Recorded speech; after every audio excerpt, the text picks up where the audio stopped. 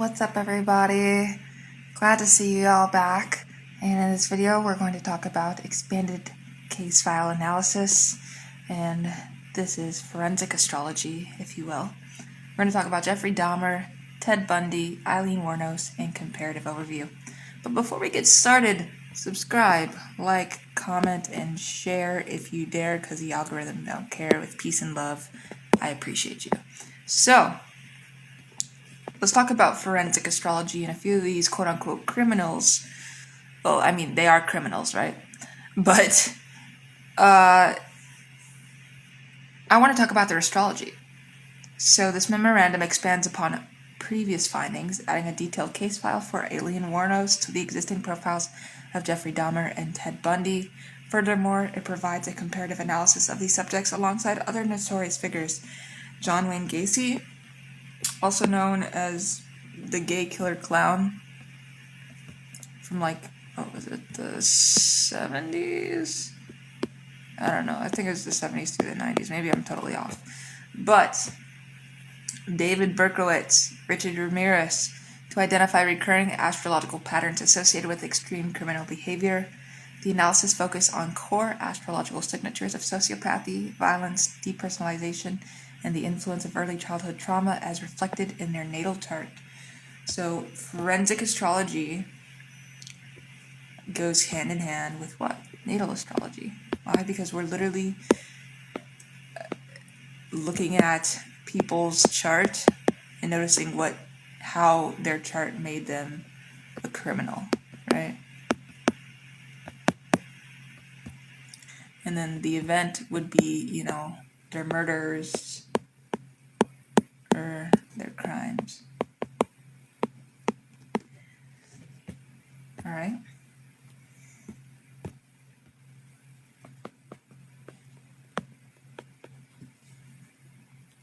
Let's talk about Eileen Wuornos first. The damsel of death.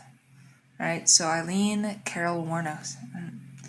She was born February 29th, 1956 in Rochester, Michigan. This is really funny. She was born February 29th because I was born the 26th. And February 29th, it doesn't even exist anymore. It's always February 28th. So it's very interesting to see that she was born a Pisces sun on the very last day of February. That's just very interesting. And it's a day that doesn't even exist anymore, the 29th of February. And she was born in 1956 in Rochester, Michigan. The time is unknown, but the chart is calculated for noon, so just 12 on the dot.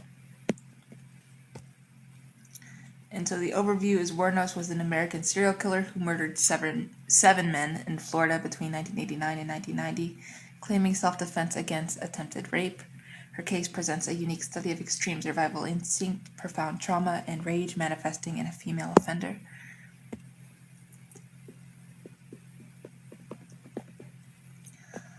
And we look at the ascendant and the persona, the mask.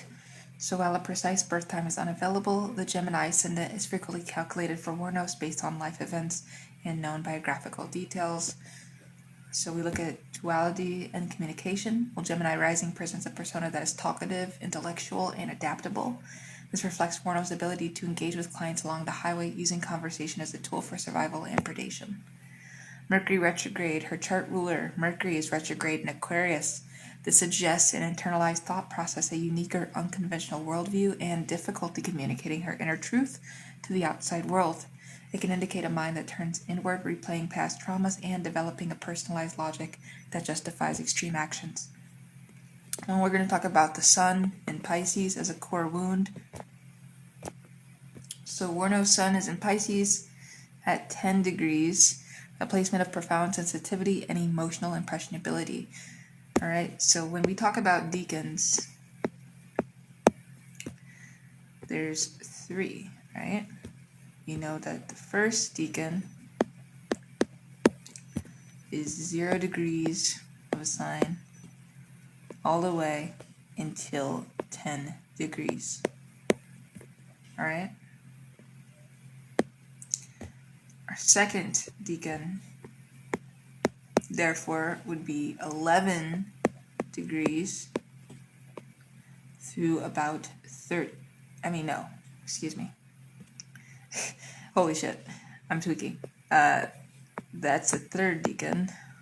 Okay, so first decan is 0 degrees through 10 degrees, then it's the second decan's 11 degrees. I think it's through 20 degrees. And then the third decan is 21 degrees through that 29 through 30 degrees, because that's the anaretic.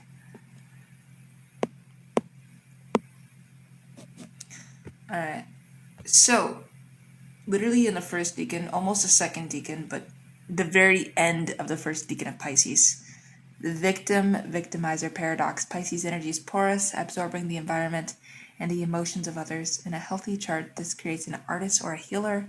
In Warno's chart, it reflects a person who was deeply wounded by a traumatic childhood, abandonment, abuse, and lived in a state of perpetual emotional overwhelm. And it's funny because it's not funny, but like I was just saying, I was born on the 26th of February, literally just 4 days before Eileen Warnos was born. Of course, I was born in 2005, so way after. But I also experienced a fucking deeply traumatic childhood with my dad's alcoholism and his emotional, psychological manipulation and abuse. And then my mom and how she played a part in that. But anyways, escapism and delusion. This is just what I'm saying about being a Pisces and having multiple Pisces placements as the family becomes pretty traumatic. So escapism and delusion. The negative expression of Pisces involves escapism, victimhood, and blurring boundaries. Wernos' turn to survival, sex work, and later to violence can be seen as a distorted expression of this Neptunian energy, a dissolution of self so complete that the only way to assert existence was through ultimate control over another. All right?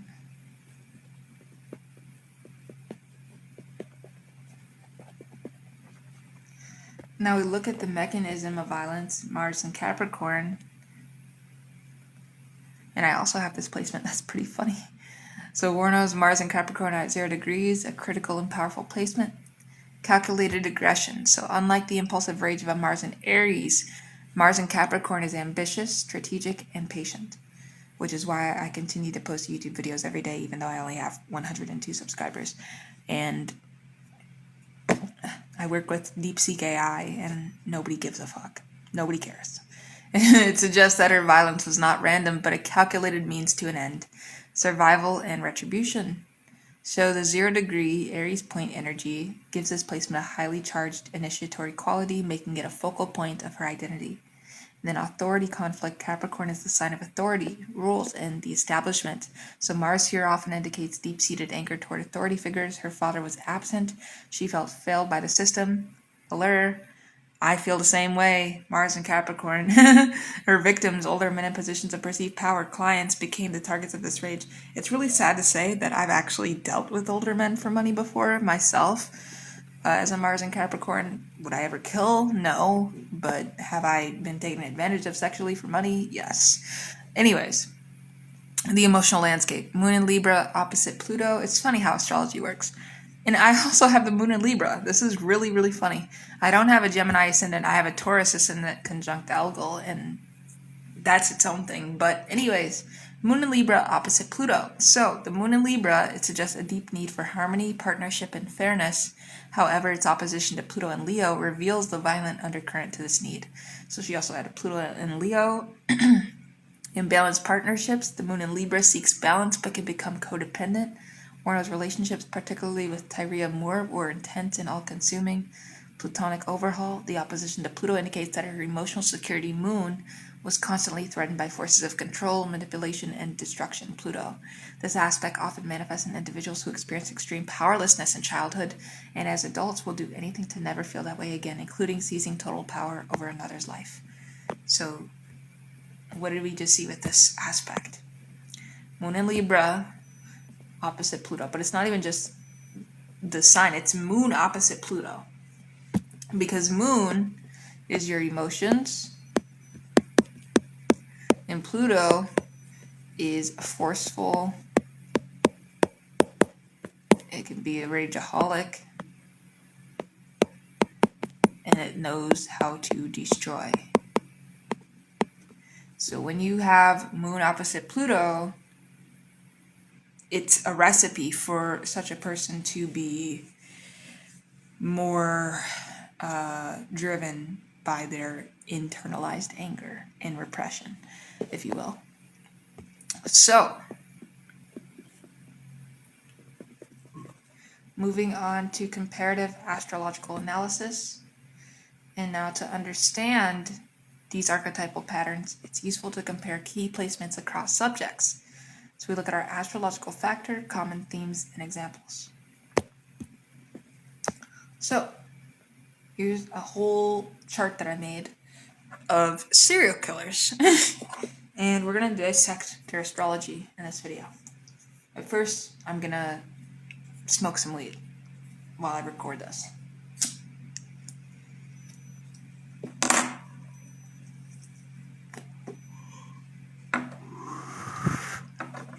So, prominent signs being Scorpio, Gemini, Pisces, Aquarius, and Scorpio.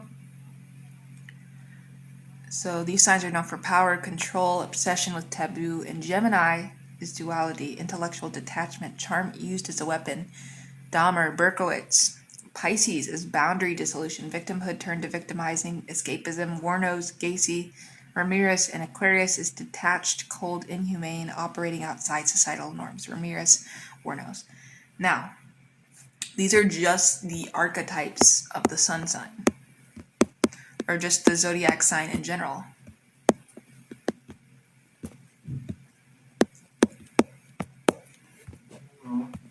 Now we look at our mutable modality, adaptability, duality, shapeshifting, lack of a fixed moral core, the ability to present a normal face to the world while harboring a completely different internal reality, Bundy's charm, Dahmer's polite demeanor, Gacy's community involvement. Now we look at the water element and its emotional intensity, deep feeling, but when corrupted, it leads to overwhelming rage, vengefulness, and drowning in subconscious material. The violence often has a highly emotional, cathartic, or ritualistic component. And Venus-Mars aspects, a fundamental conflict between love, connection, Venus, and aggression, action, Mars. And this indicates sexual frustration, sadistic tendencies, or the urge to dominate, control the object of affection. Uranus, Venus, Aries, square Mars, Capricorn, we don't totally know. But that's a calculation that I'd come up with. Bundy, Venus, square Pluto, for sure. Moon, Uranus aspects, unstable, erratic emotional nature, unpredictable childhood environment, sudden eruptions of emotional tension, reflects a need for emotional detachment and a fear of routine intimacy. In Saturn prominence, the most aspected planet in the serial killer study, themes of control, denial, severe restriction, isolation, and authority issues often indicates a childhood marked by a cold, absent, or brutally authoritarian father figure, leading to a lifelong struggle with power and self-worth.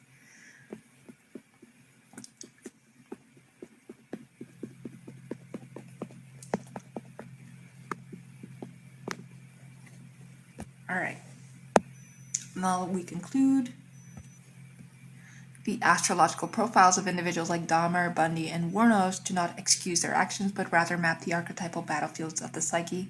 The data suggests a recurring theme of severe wounding to the sense of self, sun, and emotional security, moon, in early childhood, often indicated by hard aspects to Saturn and Pluto. This trauma, filtered through mutable and water signs that lack firm boundaries, leads to a profound detachment from humanity, Aquarius and Gemini, and a compulsion to exert ultimate control over others, Scorpio. Pluto has a distorted means of resolving inner chaos. The most common thread is not a single killer sign, but the presence of intense conflicting energies that in the absence of healthy integration can manifest in the most extreme ways. Thank you for watching this video with peace and love, and I will see you in the next one.